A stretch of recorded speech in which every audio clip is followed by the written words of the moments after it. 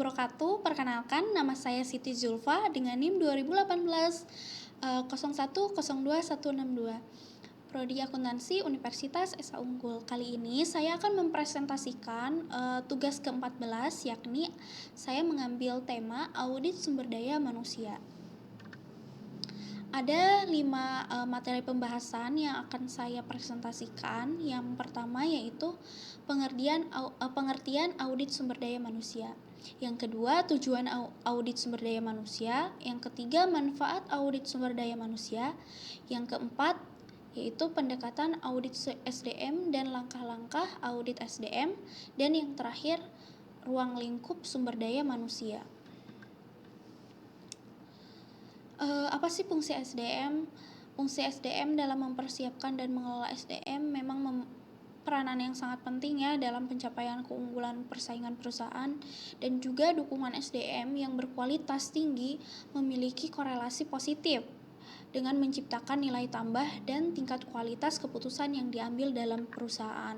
Artinya perusahaan-perusahaan harus mulai memandang bahwa SDM sebagai faktor sangat penting yang senantiasa meningkat.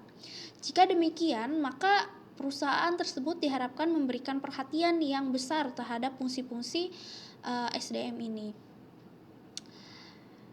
Dalam rangka tercapainya tujuan-tujuan perusahaan, maka pentingnya faktor manusia haruslah mulai dijunjung tinggi.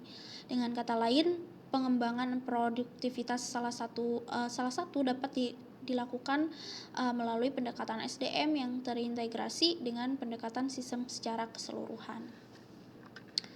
Kemudian pengertian audit SDM. Audit SDM apa sih? Audit SDM merupakan penilaian dan analisis yang komprehensif terhadap program-program SDM. Audit SDM juga menekankan penilaian atau evaluasi terhadap berbagai aktivitas SDM yang terjadi pada perusahaan, dalam rangka memastikan apakah aktivitas yang dilakukan berjalan secara ekonomis dan efisien dalam mencapai tujuannya, dan memberikan rekomendasi perbaikan atas berbagai kekurangan yang masih terjadi pada aktivitas SDM yang diaudit untuk meningkatkan kinerja dari program atau aktivitas tersebut. Kemudian audit SDM membantu perusahaan meningkatkan kinerja atas pengelolaan SDM dengan cara seperti apa? Yaitu banyak sekali caranya, yaitu salah satunya menyediakan umpan balik nilai kontribusi fungsi SDM terhadap strategi bisnis dan tujuan perusahaan. Kemudian menilai kualitas praktik, kebijakan, dan pengelolaan SDM. Melaporkan keberadaan SDM saat ini dan langkah-langkah perbaikan yang dibutuhkan, menilai biaya dan manfaat praktik-praktik SDM, menilai hubungan SDM dengan manajemen lini, dan cara-cara meningkatkannya. Kemudian yang terakhir, merancang panduan untuk menentukan standar kinerja SDM, mengidentifikasi area yang perlu diubah dan ditingkatkan dengan rekomendasi khusus. Nah, tujuan audit sumber daya manusia apa saja? Yang pertama yaitu menilai efektivitas dari fungsi SDM. Kedua, menilai apakah program atau aktivitas SDM telah berjalan secara ekonomis, efektif, dan efisien. Yang ketiga, memastikan ketaatan berbagai program atau aktivitas SDM terhadap ketentuan hukum, peraturan, dan kebijakan yang berlaku di perusahaan. Yang keempat, mengidentifikasi berbagai hal yang masih dapat ditingkatkan terhadap aktivitas SDM dalam menunjang kontribusinya terhadap perusahaan. Yang terakhir, merumuskan beberapa langkah perbaikan yang tepat untuk meningkatkan ekonomisasi, efisiensi, efektivitas berbagai program atau aktivitas SDM itu sendiri. Kemudian manfaat sumber daya manusia. Ada banyak sekali manfaat audit sumber daya manusia, yaitu mengidentifikasi kontribusi dari Departemen SDM terhadap organisasi, meningkatkan citra profesional Departemen SDM, mendorong tanggung jawab dan profesionalisme yang lebih tinggi karyawan Departemen SDM, kemudian memperjelas tugas-tugas dan tanggung jawab Departemen SDM, mendorong terjadinya keragaman kebijakan dan praktik-praktik SDM, menemukan masalah-masalah kritis dalam bidang SDM, memastikan ketaatan terhadap hukum dan peraturan dalam praktik SDM, menurunkan biaya SDM melalui prosedur SDM yang lebih efektif. Juga meningkatkan keinginan untuk merubah dalam Departemen SDM. Yang terakhir yaitu memberikan evaluasi yang cermat terhadap sistem informasi SDM. Pendekatan audit SDM apa aja sih? Ada 3, yaitu menentukan ketaatan pada hukum dan berbagai peraturan yang berlaku. Kemudian yang kedua, mengukur kesesuaian program dengan tujuan organisasi. Yang terakhir, menilai kinerja program. Langkah-langkah audit SDM yang pertama yaitu audit pendahuluan. Setelah audit pendahuluan, masuk ke review dan pengujian pengendalian manajemen atas program-program SDM. Setelah itu, audit lanjutan.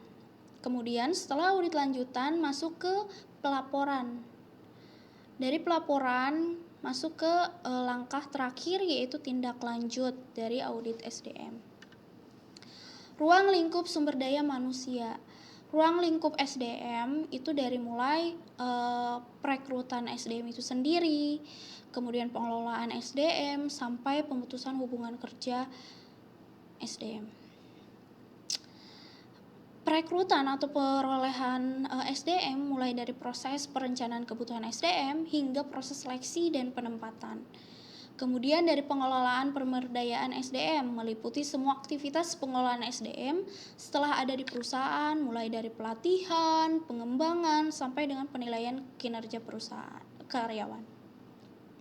Kemudian yang terakhir, pemutusan hubungan kerja atau PHK. Banyak sekali ya di zaman pandemi ini banyak sekali pemutusan hubungan kerja atau PHK karena mengundurkan diri alasannya maupun pemecatan akibat pelanggaran aturan perusahaan gitu. Nah, rekrutmen SDM pasti ruang lingkupnya dari perencanaan SDM, rekrutmen, seleksi dan penempatan, juga orientasi dan penempatan. Sumber informasinya dari mana? Yaitu dari anggaran SDM, data biaya rekrutmen, uraian dan spesifikasi pekerjaan, tingkat penerimaan karyawan, catatan wawancara karyawan, catatan lamaran yang ditolak, permintaan transfer, dan lain-lain.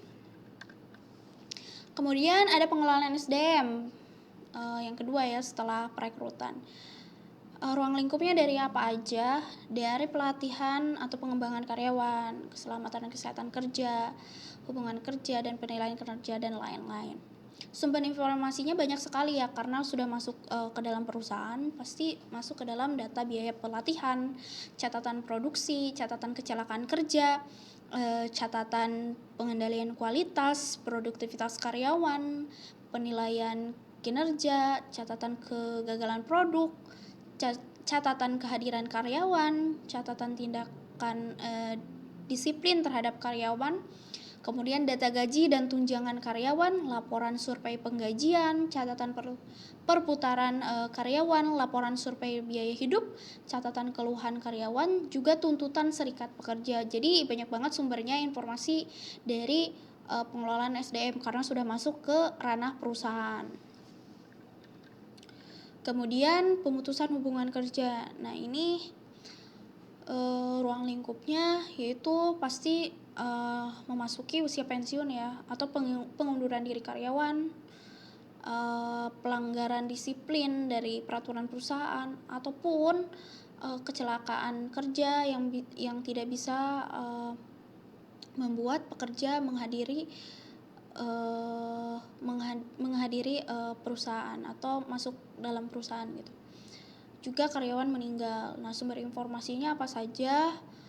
Yaitu aturan pensiun, aturan mengenai kompensasi, aturan disiplin karyawan, aturan sanksi karyawan, hak dan kewajiban bagi karyawan yang masuk dalam program pemutusan hubungan kerja juga ya. Itu saya. Mungkin itu saja yang dapat saya sampaikan. Kurang lebihnya mohon maaf karena banyak sekali kekurangan dalam presentasi kali ini. Juga terima kasih kepada Pak Henry yang telah memberikan kesempatan kepada kami untuk mempresentasikan